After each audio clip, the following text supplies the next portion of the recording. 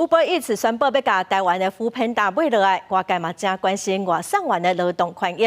劳动部长柯明春今仔就表示讲，劳动部会伫29邀请外送产业工会，共有2间外送平台来对话哦，嘛提供公平会来参考。Uber Eats 以9.5亿美金并购扶贫达台湾外送事业。并购案预计明年就半年完成交易，引起各界关注。敢是外送员劳动权益受损，甲绩效垄断等问题。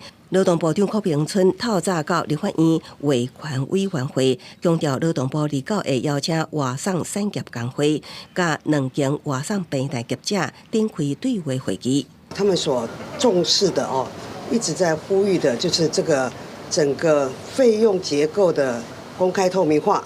还有停权的申诉机制必须展现诚意具体提出回应。柯明春呼吁平台业者具体回应工会提出的费用公开透明等主张，也强调会将对话过程提供给公平会做审核的参考。看劳动部那边有什么样的问题需要讨论嘛？我们这时候再从公平法的角度来看看，我们可以提供什么样的意见？因为一旦并购成立，这个案会成做台湾史上上大的国际并购案之一。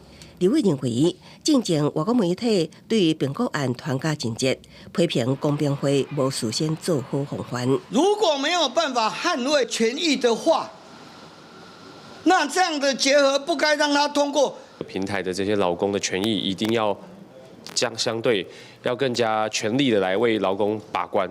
外送产业工会是发出声明，要求一旦合并，要保障外送员的薪水等劳动权益，加费用公开透明的情况。那因为合并的关系，就让这群外送员他的生计受损，这是我们最基本的要求。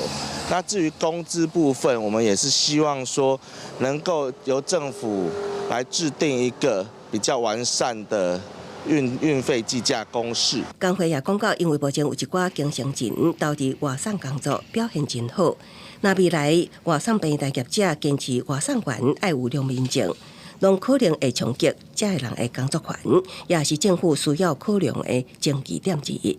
记者综合报道。